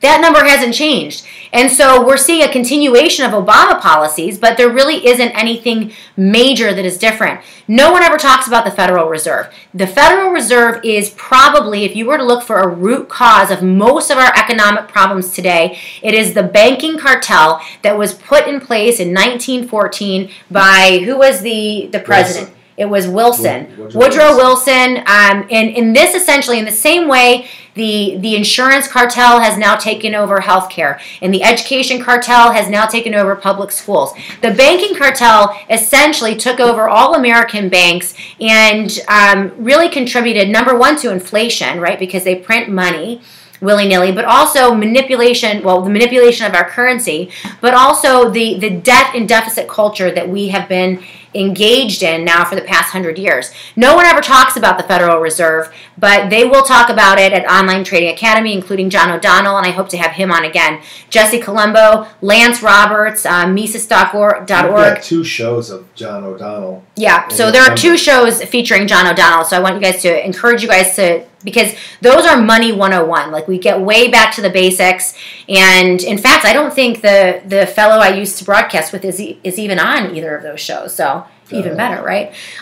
In education, you guys know that I have spent hundreds, if not thousands of hours researching education, the history of the federal takeover of education in the U.S., and it's only gotten worse under Betsy DeVos and Donald Trump. These are the sources that I rely on for my education news. Anything out of American Principles Project, that's Jane Robbins, Joy Pullman, Neil McCluskey, TruthinAmericanEducation.com. Again, that's Shane Vanderhart and Jane Roberts' organization. Lynn Taylor is the Common Core Diva, and you can find her at commoncorediva.com. She is a wealth of information in terms of education. The truth about education is it's worse than it's ever been, and you won't hear that. In fact, big talkers and conservative media outlets hardly ever discuss education. And I got to tell you guys, it's the most important thing. They'll whine and complain about college campuses on a daily basis and everything that is bad on a college campus and the indoctrination that occurs on a college campus. They will never tell you that that same indoctrination is happening in every single public school across the United States of America, from kindergarten through 12th grade. Also, every charter school and most private schools. Everyone knows that if you can brainwash and indoctrinate the young, believe me, it is much harder to teach them about liberty and the Constitution in the future. What is happening currently, the federal government, they are building an army essentially of socialists. And this is happening in American public schools. And those on the right won't talk about it. They insist on talking about college campuses when it's worse in a lot of cases in your child's elementary school. And so we've done hundreds of hours of research on education. Duke Pesta is a great resource. He's with the Freedom Project Academy, and he has a great online curriculum, a classical online curriculum for all of you homeschoolers out there. Nicholas Tampio of Fordham University, he has a pretty good book, a nonpartisan book on Common Core. He's a liberal, by the way, but he was with us shoulder to shoulder back in those early years when we were fighting Common Core, and he was really important. Constitution, on the Constitution and liberty. Joe Marshall, he wrote a book called Last Call for Liberty. It is amazing. I have it, and you can access it on my website. He's actually my first online advertiser. Also, Chris Ann Hall is excellent. You can find her at chrisannhall.com. When it comes to liberty, the founding of this country, the Declaration of Independence, and the Constitution, there is no one better. And I will say, I think she's better than Mark Levin. Love Mark Levin, but I think Chris Ann Hall is better. And if you want, really, I mean, she's small enough that she's still pure, you know what I mean? And yeah. So, but she's just excellent. Who else do we have here? I think that's my list so far. I'm sure that I have forgotten a few people. Eddie asked, have you heard of Todd Schnitt? I haven't heard of. Oh yes, send me people if you guys have. He said, I just did some research. It looks like he's an American conservative talk radio host. Todd Schnitt. Yep. All right. Well, flagship is in Tampa. Okay. All right. On abortion and life issues, this is a really tricky one. Unfortunately, as I have witnessed the Republican Party and this president supporting Planned Parenthood to the tune of $500 million a year now for the past 2 years and into 2019. I've been watching very closely the reaction from some of your favorite pro-life websites, and unfortunately, all of them refuse to tell their audiences the truth about the funding of Planned Parenthood and the continuation of abortion on demand with no change in the foreseeable future. And these are organizations that continue to support Trump. They continue to support Republicans despite the betrayals that Republicans have leveled against the pro-life movement for the past 10 years. And so National Right to Life, I'm sorry, I can't consider them a viable resource or outreach group. March for Life, again, is another one.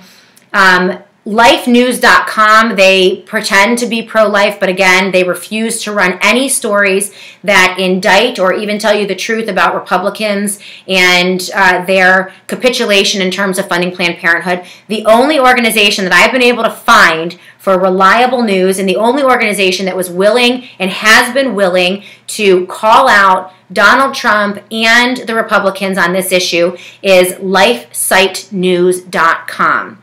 You can find them at LifeSite, that's their Twitter handle, LifeSiteNews.com. Not Life News, they're the arm of National Right to Life, and they're totally in the tank. In addition, CNS, this is the Christian News Service, I believe. CNS was really good when the minibus bill that funded, the final bill that funded Planned Parenthood passed.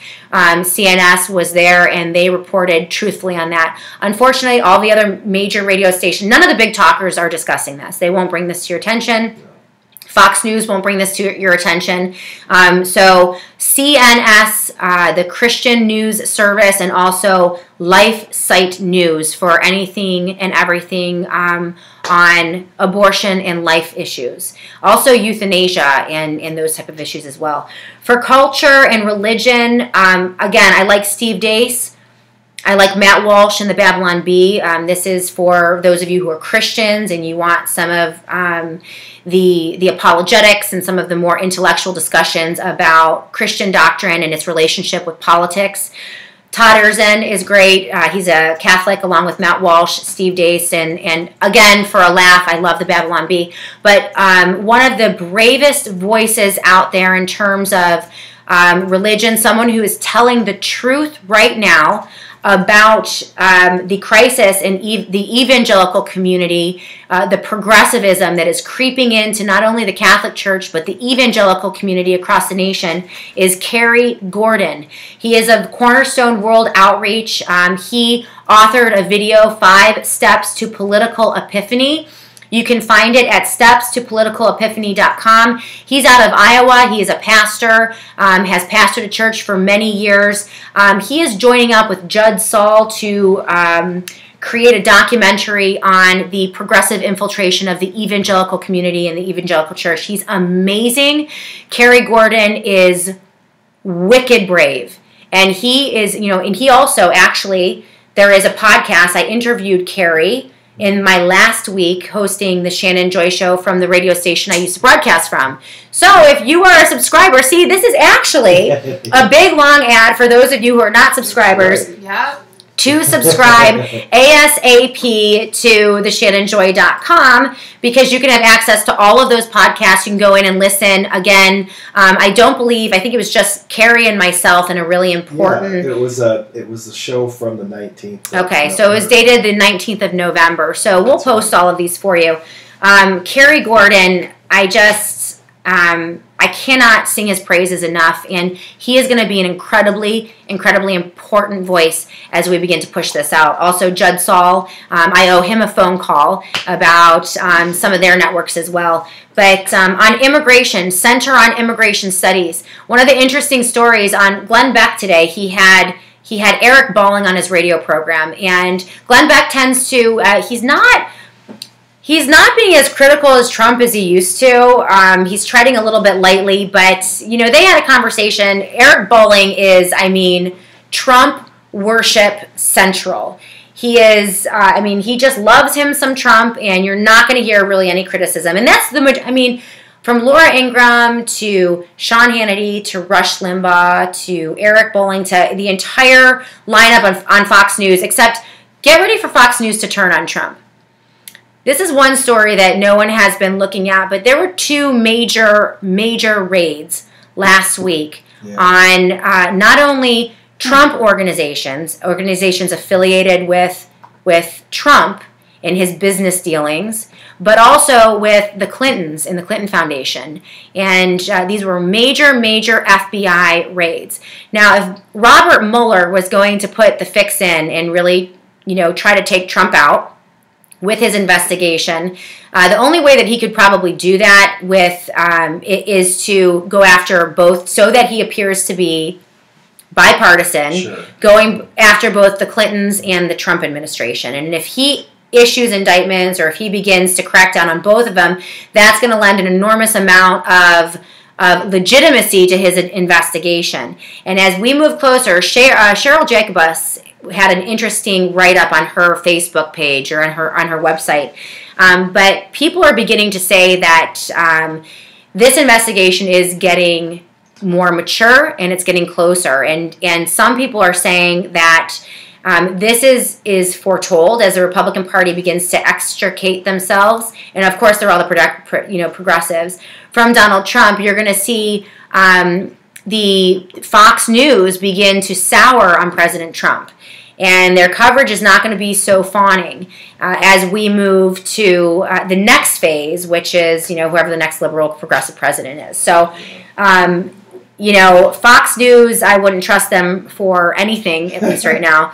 But center for immigration. But the discussion between Glenn Beck and Eric Bolling focused on the caravan. And if you remember, we've all been focusing on the caravan. Well, not me, but everyone else, and the conservative media and liberal media. And it's all about this caravan, and oh my gosh, it's so dangerous, and it's going to happen right before the election. Oh, but by the way, it didn't happen right before the election, and who's funding it, who's not funding it, what's going on, and everyone's freaking out about the caravan. The news today, and this is what the conservatives are pushing out, or the Republicans are pushing out, is that Donald Trump beat the caravan. His brilliant negotiations with Mexico and this and that, and his brilliant rhetoric, and it looks as if the caravan is turning around, and they're going home, and they're not going to come and attack the border. And this is because President Trump moved troops down and this and that and all these things, and it's this big, show for President Trump.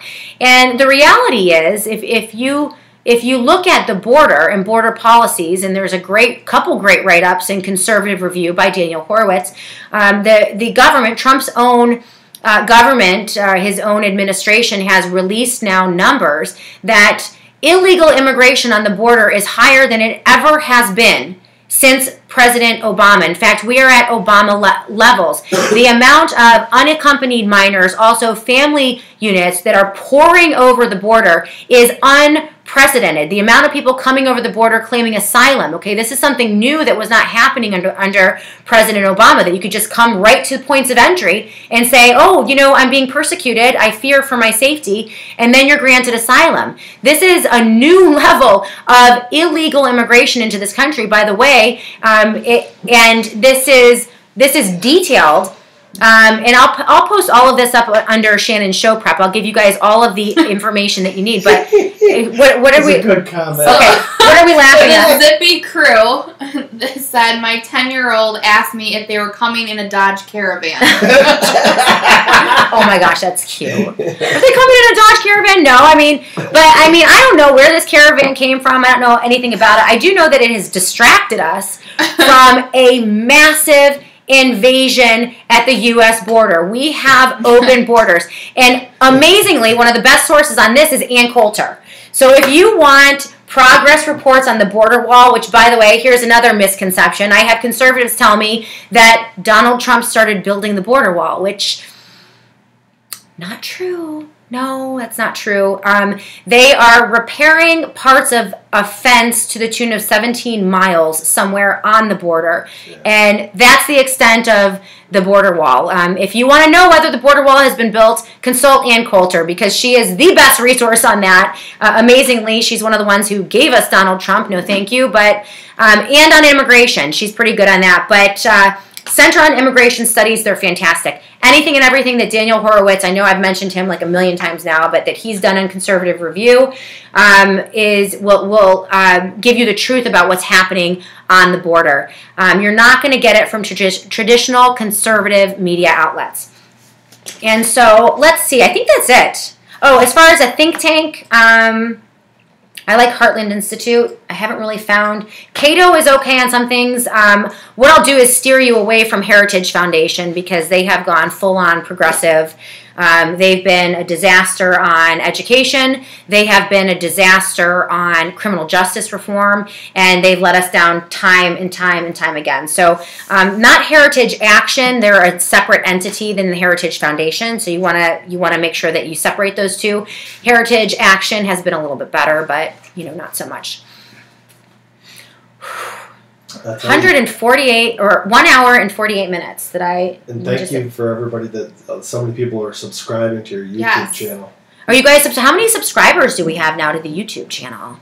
Ask the tech We need to get 100 subscribers to YouTube in order to get a custom URL and in order to embed this YouTube live onto my website, Plus you Facebook, get a secret Twitter. encoder ring. And I get a secret encoder ring. That's whatever that means. Right? If I send in enough cereal box tops to YouTube, you think they'll give me my custom URL? But we need subscribers. So in addition, and it's free. So it's free to subscribe on YouTube if you subscribe to the podcast via the Shannon Joy Show. It's only $2.99 a month, so you guys should do it. I do think it's hilarious that I was supposed to go for an hour. I ended up going for almost 2 hours. And then you said, I'll just go till 1:30. And now it's 1:49. So, I mean, sometimes I just can't stop talking. So this is basically the format. This is what we're going to be doing. I'll spend a lot less time. My printer didn't have any ink, so I couldn't print out any of my. I'm just so unprepared to start. Courtney brought my ink. I got your ink. Tomorrow, hopefully, we're going to go back. I'll have my show prep right here, and we're going to go back to looking at the news of the day. I'm hoping to get set up to take callers, number one, because I think that would be really fun. Mm-hmm. If you guys could call in. I'll have to get a phone line. Yes. So note to self, things to do over the next couple weeks. Also, I would really love to have all of my old guests on. I want more from Carrie Gordon. I want to hear more from John O'Donnell, more from Daniel Horowitz. I'd love to have Steve Dace on the program. And some of the people that you guys have grown accustomed to hearing from, Common Core Diva, Jane Robbins of, American Principles Project. I mean, these are sources of great wisdom and information, and I want to be able to interview them and get them on the program. So that's all next step. We're going to work on the sound. We're going to work on the lighting. Hopefully every single time you come on this program, it's going to get better. And so that's the goal, is to refine this, to figure out, how to do everything and make it work. But Mike Panessa, you're my miracle worker today. Yeah. Thank you so much. And Courtney, thank you so much. You guys, I could not have done this broadcast without either of them.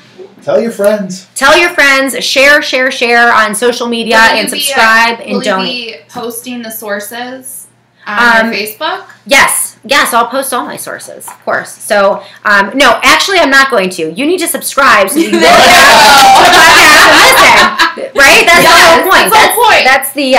That's the benefit to the listener. Yeah. But I want to thank all of you guys for watching again the Shannon Joy Show. This is the inaugural broadcast. Wasn't too rocky at all. I think it went. Everyone said fine. Such a fun show. All right. Emily said I've enjoyed it. Oh, guys, thank you so much, and make sure you send me feedback. Tell me what you like. Tell me what you don't like. Shannon at the Shannon Joy. Wait, what is my email address again? Shannon at shannonjoymedia.com. Shannon at shannonjoymedia.com, and make sure you subscribe or donate today. All right, guys, we will come back seriously, the show is only an hour. That's all I'm agreeing. It's going to be an hour. If it goes a little bit over, I don't want you guys expecting 2 hours every day because I have a lot on my plate right now. I think I only have time for 1 hour. But you guys, thank you so much. This has been a great broadcast. Thank you for all of your support. I'm humbled by it. I'm encouraged, and I am more motivated than ever to keep this going and to make it successful. And I have all of you to thank for that. All right, guys, that is the program. Thank you so much. We'll see you tomorrow on The Shannon Joy Show.